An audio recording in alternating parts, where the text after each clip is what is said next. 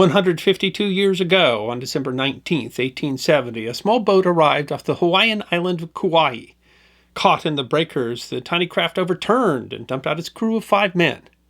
3 of them would drown. 1 would die of his injuries, and only 1 man, described as a starved, emaciated skeleton crippled by a splinter in his knee, survived. That survivor, Coxswain William Halford, United States Navy, told an extraordinary story of survival and of a urgent mission. The last voyage of USS Saginaw deserves to be remembered. For more than a century, Mare Island Naval Shipyard, located 25 miles northeast of San Francisco, produced ships for the United States Navy. The first United States Navy base established on the Pacific, construction of the shipyard at Mare Island began in 1854 under the supervision of then Commander David Farragut, who would earn fame during the Civil War. Over a period of 112 years, the shipyard would produce more than 500 vessels for the United States Navy, from battleships to nuclear submarines. The first of those to be built was the sidewheel sloop of war, USS Saginaw. Saginaw slid down the slipway into the Napa River March 3, 1859, and was commissioned on January 5, 1860. 155 feet long and displacing 453 long tons, the sloop of war served in the Pacific. She served on anti-piracy patrol off the coast of China as part of the U.S. East India Squadron and during the Civil War, suppressing Confederate activity on the West Coast. She visited Mexico, protecting U.S. interests both from Confederate interference and then from instability caused by the European intervention in Mexico. She helped to protect vital shipments of gold bullion, a significant source of the Union's funding for the war. After the 1867 purchase of Alaska, she charted the coast of the massive new territory. In 1869, she played a central role in a brief conflict with the indigenous Tlingit people called the Cake War. In 1870, Saginaw, under the command of Lieutenant Commander Montgomery Sikar, was dispatched to a tiny Pacific island called Midway Atoll, where the Pacific Steamship Company was attempting to build a coaling station. In his 1912 book, The Last Voyage of the Saginaw, George Reed, who served as the Saginaw's pay inspector, described the mission. No importance other than the danger to navigation was at the time attached to these mere sandbanks. Now, however, the trans-Pacific railroads, girding the continent and making valuable so many hitherto insignificant places, have cast their influence 3,000 miles across the waters to these obscure islets. The expected increase of commerce between the United States and the Orient has induced the Pacific Mail Steamship Company to look for a halfway station as a coaling depot, and these, the Midway Islands, are expected to answer that purpose when the proposed improvements are made. To do the work of deepening a now shallow channel through the reef, a contract has been awarded to an experienced submarine engineer, and the Saginaw has been brought into service to transport men and material. Saginaw supported the work, attempting to blast a path through the coral surrounding the island from March until October, making several supply runs to Honolulu in the Kingdom of Hawaii. By October 12th, the Saginaw had exhausted the $50,000 that had been appropriated for the mission, and yet had only managed to blast a passage through the coral 15 feet wide, whereas 170 feet was required. Realizing that completion of the task would require a much larger appropriation, the work party was evacuated to Saginaw, which prepared for the voyage back to San Francisco. But Captain Sikar decided that along the way, the Saginaw would sail by a lonely place called Ocean Island, some 48 nautical miles northwest of Midway. Ocean Island was another atoll, surrounded by reefs that created danger to navigation. At least 2 ships, the British whaler Gladstanes and the American whaler Parker, had been shipwrecked on the surrounding reefs in the 19th century, and their crews left marooned. Crew of the Parker were marooned for more than 19 months between 1842 and 1843 before being rescued. Sikar's primary reason for visiting the atoll was his responsibility to see if any more shipwrecked sailors were marooned there. Reed wrote, "Should be noted that it is in the direct line of a naval commander's duty, when he is in the neighborhood of such dangers to navigation, to confirm by observation their position on the charts, as well as to rescue any unfortunate persons that fate may have cast away upon them." The mission to rescue potential marooned sailors was somewhat ironic. In the dark of night on October 20th, Saginaw struck an outlying reef. Reed wrote, "My pen falters at the attempt to describe the events of the next few hours. I was suddenly awakened about 3 o'clock in the morning by an unusual commotion on deck, the hurried trampling of feet and confusion of sounds. In the midst of it I distinguished the captain's voice, sounding in sharp contrast to his usual moderate tone, ordering the taking in of the topsails, and immediately after the cutting away of the topsail halyards. Until the latter order was given, I imagined the approach of a rain squall, a frequent occurrence formerly, but I knew now that some greater emergency existed, and so I hastily and partly dressed myself sufficiently to go on deck. Sikar ordered reverse engines, trying to take the ship off the reef, but to no avail. Saginaw was grounded on the reef and being torn apart by the breakers. Finally, the reef ripped a hole in the hull, and water extinguished the ship's fires, sealing her fate. Reed wrote, "To a landsman or even a professional seaman who has never experienced the sensation, it would be impossible to convey a realizing sense of the feelings aroused by our sudden misfortune.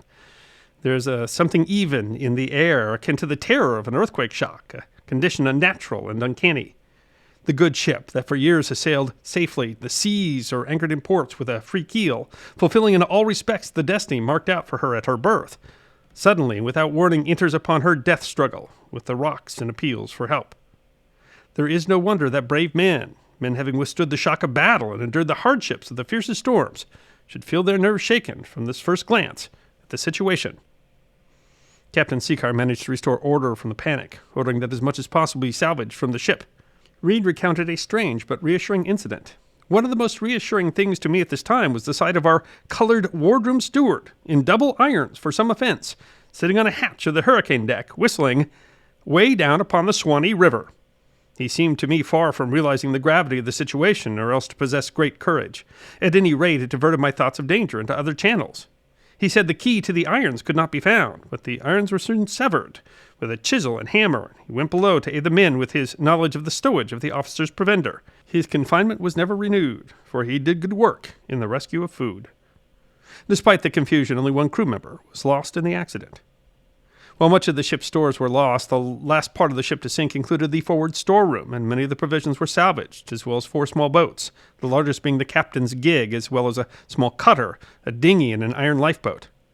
The largest of the ship's boats, however, the launch, had been smashed by the waves against the ship's hull and lost.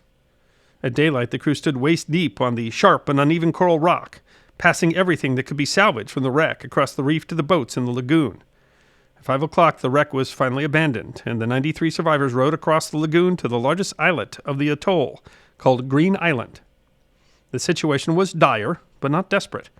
While limited stores were rescued, the island hosted large populations of seals and albatross, commonly called goonie birds, that although they are large and strong, and a blow from the wing could break a man's limb, were still easily captured. Fresh water would be a problem, as there is no supply on the island, and attempts to dig wells found the water to be brackish, but the crew managed to salvage a small boiler and some distilling coils that allowed them to distill fresh water. The timbers from the wreck of the Gledstanes were still present, offering a good supply of firewood. Using salvaged timbers and canvas sail, the crew created what they called Camp Saginaw. But while they had managed the conditions for meager survival, they faced another daunting challenge: how to seek rescue. Ocean Island was not on any normal shipping routes, and the crew could not expect rescue from a passing ship. Honolulu is some 1,300 miles from Ocean Island, although prevailing winds made a direct voyage impossible. The captain of the Gledstanes had managed the voyage with 8 men in 1837, finding rescue for the rest of the crew, but they'd spent 5 months constructing a 38-foot vessel that they called Deliverance from the remains of their wrecked ship. But the crew of the Saginaw would have to make do with less. The largest remaining boat, the captain's gig, was designed for use in a harbor, not on the open sea. It was just 22 feet long, and unlike the Deliverance, it was open-topped. Under the supervision of Assistant Engineer James Butterworth, using salvage supplies, the crew raised the freeboard on the gig 8 inches and added a wooden deck and canvas covering that provided protection from the elements. The gig would hold 5 crew. Ports were added so that each could row, and 2 fully rigged masts were added. Officers copied the necessary nautical charts, and engineer Herschel Maine managed to construct a sextant from the face of the Saginaw's steam gauge, together with some broken bits of a stateroom mirror and scraps of zinc. As a paymaster, Reed was in charge of the ship's rations, and Sikar ordered that he provide a supply of those that were best preserved and likely to survive a sea voyage. He was tasked with providing 35 days of food at half ration. He listed the supplies. There was expended from the storebook the following articles: 10 breakers, a small keg of water, 5 days' rations of hardtack sealed in tin, 10 days of the same in canvas bags, 2 dozen small tins of preserved meat, 5 tins, 5 pounds each, of desiccated potato, 2 tins of cooked beans, 3 tins of boiled wheaten grits, 1 ham, 6 tins of preserved oysters, 10 pounds of dried beef, 12 tins of lima beans, about 5 pounds of butter, 1 gallon of molasses, 12 pounds of white sugar, 4 pounds of tea, and 5 pounds of coffee. A small tin cooking apparatus for burning oil was improvised and furnished. 27-year-old Lieutenant John Talbot, the Saginaw's first officer and an 1862 graduate of the United States Naval Academy, had volunteered to command the boat, and volunteers were taken for the rest. There were ample volunteers, so much so that Talbot had to make a selection. Reed wrote that 2 men even got into a wrestling match over who was more fit. In his 1954 book, The Wreck of the Saginaw, author Keith Robertson quoted Talbot's speech to the crew. "I have made my selection of the men to go with me to Hawaii. Those who were chosen were picked partly because I think they have the necessary experience and ability, but even more because their health and endurance are such that they can survive such a trip. I want to thank all those who offered to go but cannot. There can never be any doubt of your courage as long as you live." In addition to Talbot, the crew included Quartermaster Peter Francis, 2 seamen, James Muir and John Andrews, both from the Midway Island dredging crew but temporarily enlisted in the Navy, and Coxswain William Halford. Born in England in 1841, Halford had enlisted in the Navy in 1869, described as a swarthy giant with a walrus mustache and thick brown hair. Halford was the last man to board the tiny vessel as they prepared to depart on the afternoon of November 18th. As he went to board, Captain Sickar said to him, bluntly, "You make it to Honolulu, or we perish on this island, like rats." The U.S. Naval History and Heritage Command explains that due to prevailing winds and ocean currents, Talbot could not sail directly to Hawaii. He was forced to plot a circuitous route that added hundreds of miles to the journey. They would have to travel north before they could catch winds to go east, and then, when they had reckoned that they had reached the approximate longitude of the Hawaiian island of Kauai, turn south. But the voyage would turn out to be a terror. Halford said that they suffered much from wet, cold, and want of food. Journalist Howard Early explained in a 1961 article that violent storms raked the ocean, making a plaything of the little boat. Most threatening, however, was the threat of starvation. The supply, so carefully chosen, proved largely useless. Halford wrote that the 10 days' ration of bread in a canvas bag was mostly spoiled. The 2 tins of cooked beans could not be eaten, causing dysentery, as did also the boiled wheat. The gallon of molasses leaked out, and the sugar, tea, and coffee were spoiled by wetting. To the desiccated potato, 5 pound tins of which were given us at the last moment before sailing, we attributed the preservation of our lives from starvation. For the last week, it was all we had, mixed with a little fresh water. At one point, Halford caught an albatross that landed on the boat. He reported, "The other 4 at this time were very weak from want of food and from dysentery. They were more dead than alive. I caught the bird, tore off the feathers, cut it up into 5 pieces, and we all had a good meal. It was raw, but it tasted good." Talbot, Muir, and Andrews were stricken with diarrhea and ill for most of the trip, although Halford and Francis remained in reasonably good health.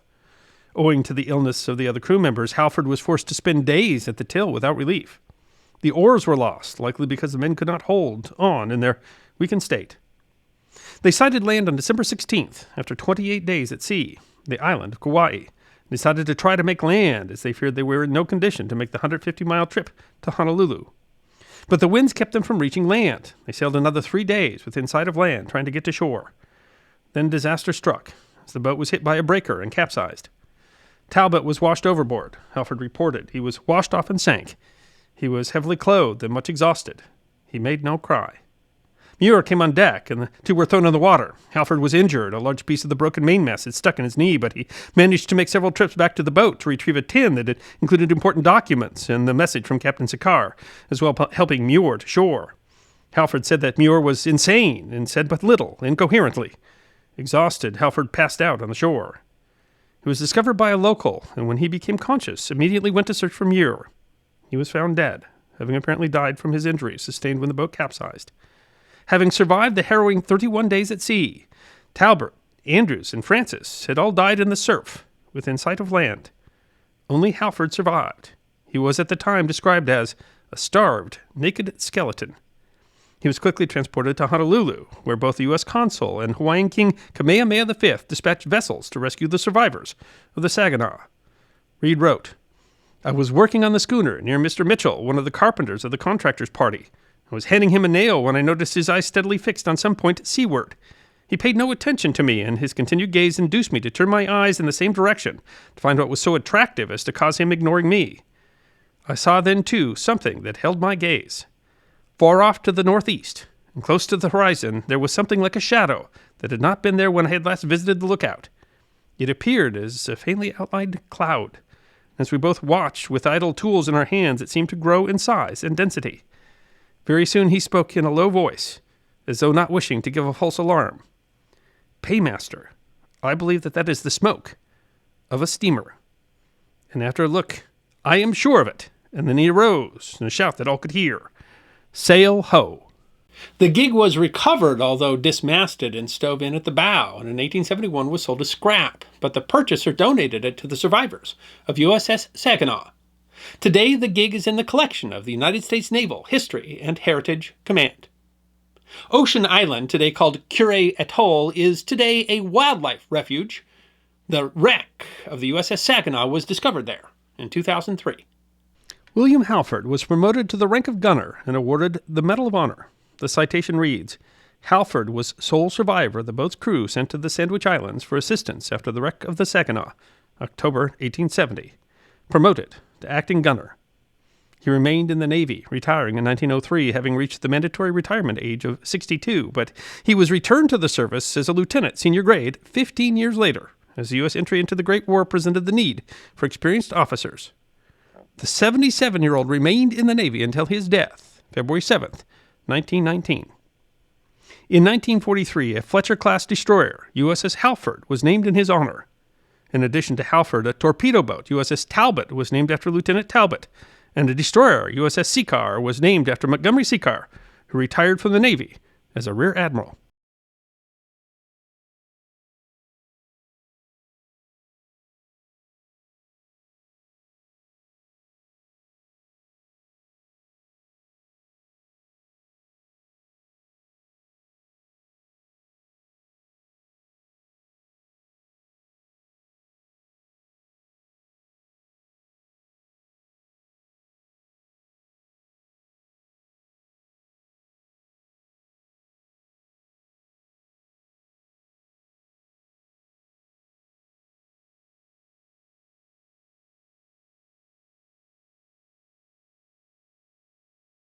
I hope you enjoyed this episode of The History Guy. Check out our community on thehistoryguideguild.locals.com, our webpage at thehistoryguy.com, and our merchandise at teespring.com, or book a special message from The History Guy on Cameo. And if you'd like more episodes on Forgotten History, all you have to do is subscribe.